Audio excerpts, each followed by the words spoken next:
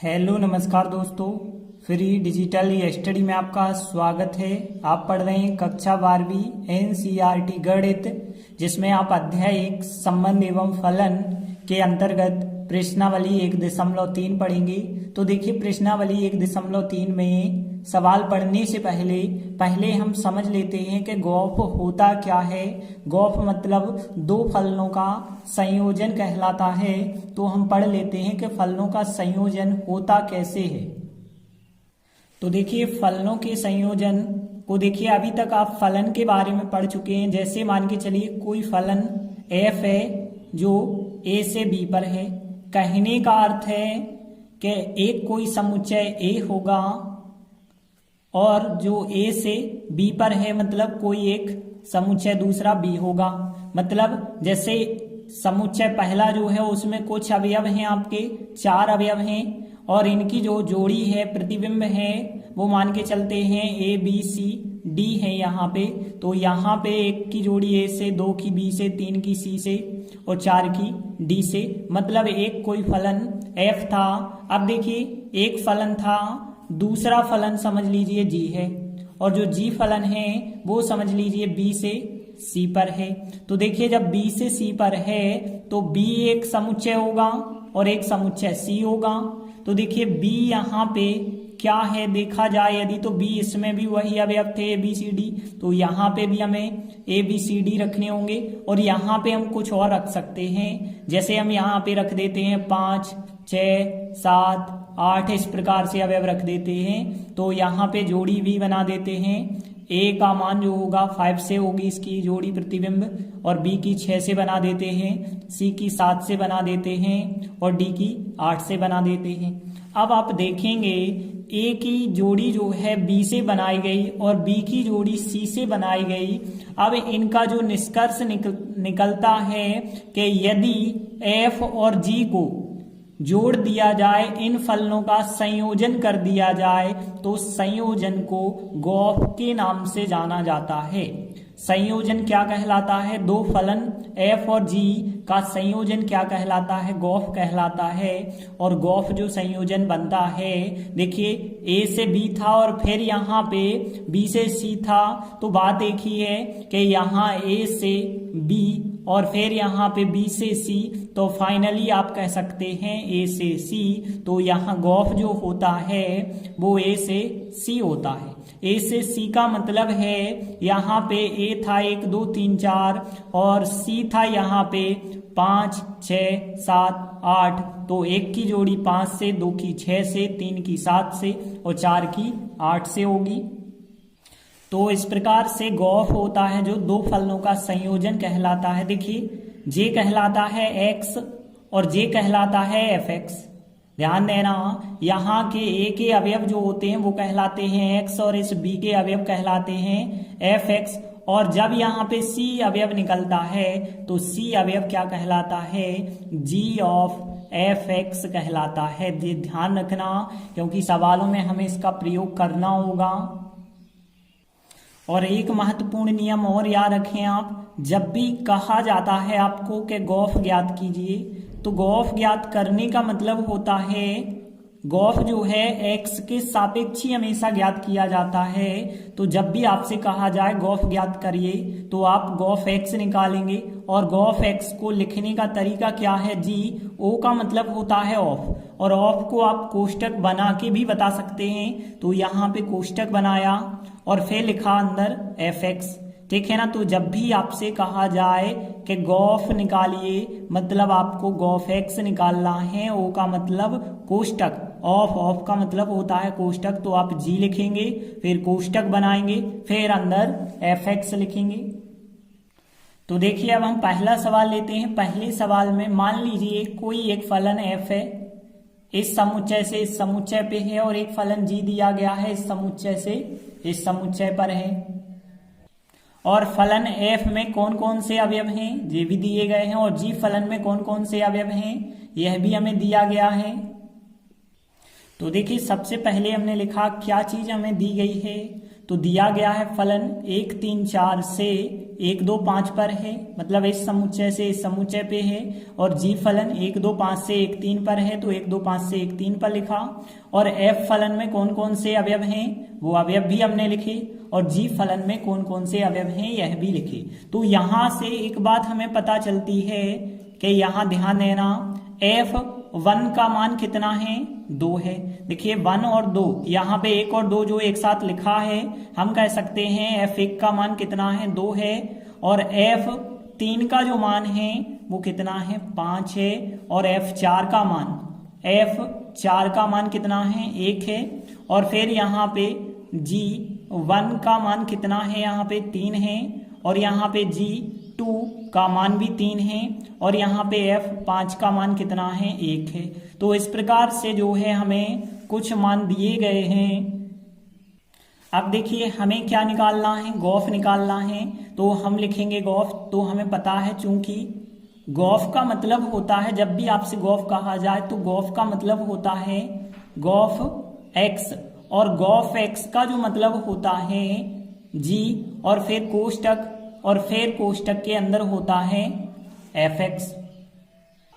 तो देखिए अब हम गॉफ एक्स कैसे निकालते हैं। सबसे पहली चीज आपको एक्स पता होना चाहिए, एक्स क्या है।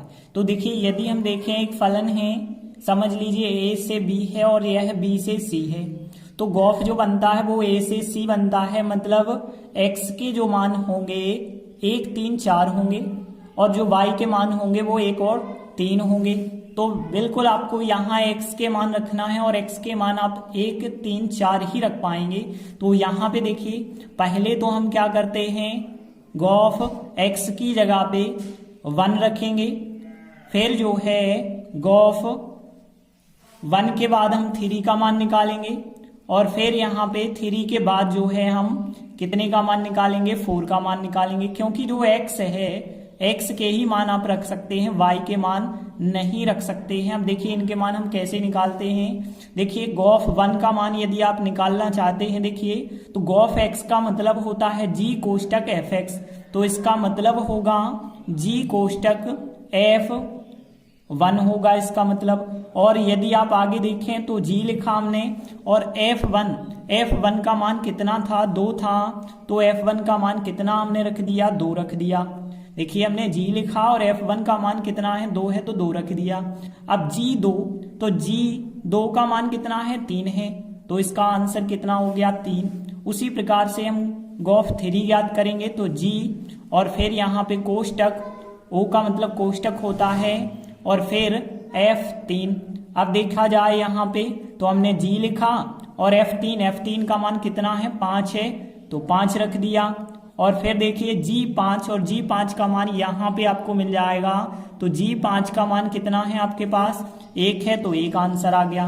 फिर देखिए गॉफ 4 ज्ञात करते हैं, तो G O का मतलब होता है कोष्टक, और F4 आ जाएगा अंदर।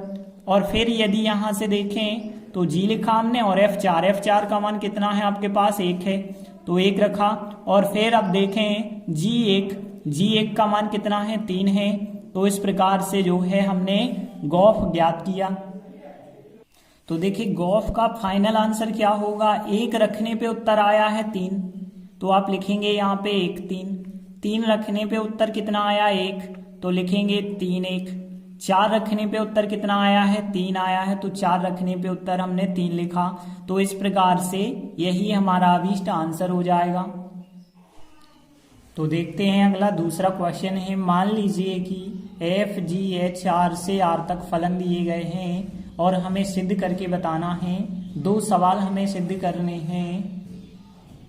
तो देखिए हमें इन फलनों से कोई मतलब नहीं है, FGH R से R पे हैं, इससे भी हमें मतलब नहीं है। हमें जो सिद्ध करना है वो कैसे सिद्ध करना होगा उससे मतलब है। तो देखिए पहले आप कुछ नियमों को समझ लें। तो कौन कौन से नियम आपको पता होना जरूरी है। तो देखिए एक नियम तो आप पढ़ चुके हैं कि गॉफ का मतलब होता है गॉफ एक्स, होता है ना। गॉफ का मतलब क्या होता है, गॉफ एक्स। तो कहने का मतलब है सबसे पहले यहाँ एक्स दिया नहीं है, वहां पे एक्स माना जाता है। तो एक नियम तो आप यह ध्यान रख लें कि गॉफ का मतलब होता है गॉफ एक्स। यदि आपको एक्स पीछे नहीं दिया गया है तो पहले नंबर तो आप एक्स लगाएंगे।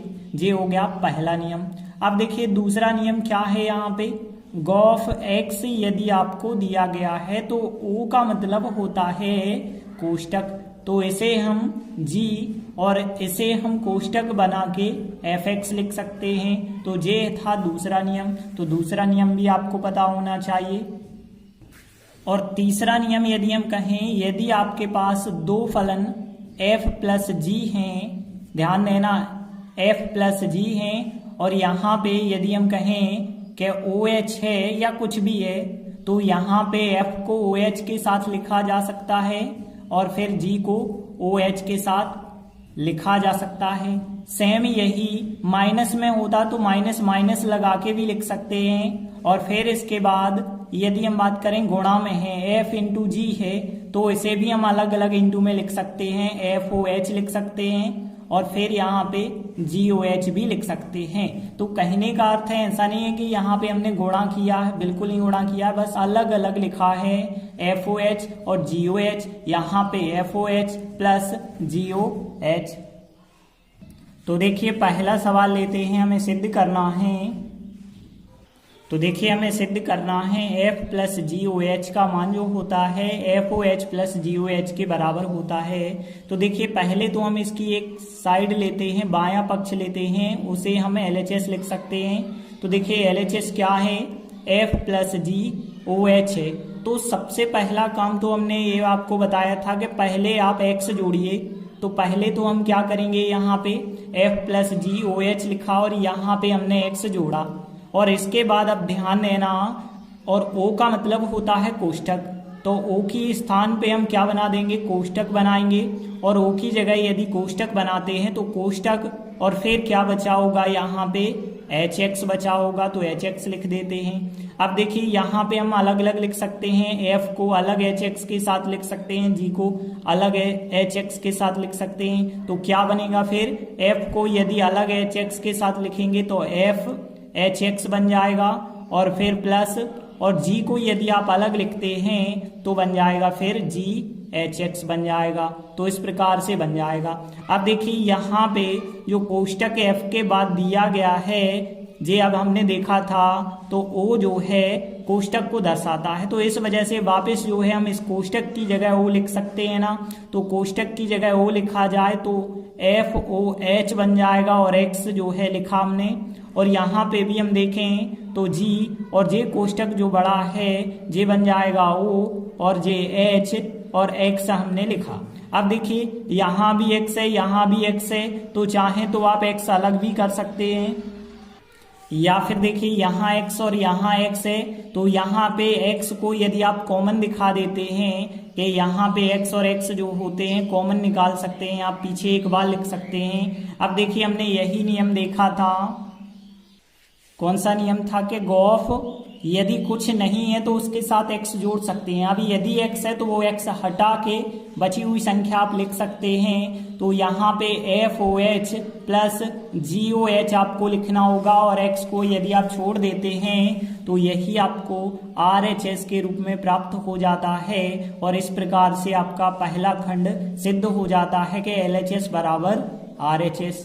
सेम बिल्कुल दूसरा क्वेश्चन जो है बिल्कुल सेम इसी प्रकार से है। तो दूसरे सवाल को सिद्ध करके हमें बताना है कि F इंटू GOH का मान FOH इंटू GOH के बराबर होता है। तो देखिए जो हमें सिद्ध करना है इसकी हम LHS साइड लेते हैं, और LHS साइड की यदि हम बात करें तो LHS साइड क्या है, F इंटू GOH है। अब देखिए पहले नंबर आपको क्या काम करना होता है कि पीछे X जोड़ना होता है। तो पीछे जो है सबसे पहले हमने X जोड़ा, X जोड़ने के बाद जो O होता है उसे कोष्टक बनाना होता है, तो F इंटू G लिखा, और यहाँ पे O को बनाया जाएगा कोष्टक, और फिर यहाँ पे HX बन जाएगा। तो इस प्रकार से बन जाएगा ना, O का मतलब होता है कोष्टक और बाकी बचा होगा HX। अब देखिए यदि आप अलग अलग के साथ लिख दें, F को अलग HX के साथ लिखें तो फिर क्या बन जाएगा, FHX बन जाएगा, और फिर G को अलग लिखेंगे तो बीच में आ जाएगा डॉट इंटू आ जाएगा। G को अलग जो है यदि आप HX के साथ लिखेंगे तो GHX यहाँ पे बन जाएगा, और इसके बाद यदि हम देखें तो इस कोष्टक को वापस हम O में बदल सकते हैं, तो यहाँ FOH X बन जाएगा इंटू यहाँ पे GOH X यहाँ पे भी बन जाएगा, यहाँ पे कोष्टक O में चेंज हो जाएगा। अब एक चीज यदि हम देखें तो यहाँ पे FOH है इंटू GOH हम कर देते हैं और यहाँ पे XX दोनों का एक साथ यहाँ पे हम पीछे लिख सकते हैं कोष्टक बना करके। और फिर हमने जो पहला नियम देखा था कि यदि जो है कोई भी फलन है सबसे पहले उसमें x लगाते हैं, अब हम रिवर्स में जा रहे हैं, x लगा है तो उसे हटाकर भी लिख सकते हैं, तो यहाँ पे FOH इंटू GOH आपको प्राप्त हो जाएगा और यही हमें RHS में सिद्ध करना था।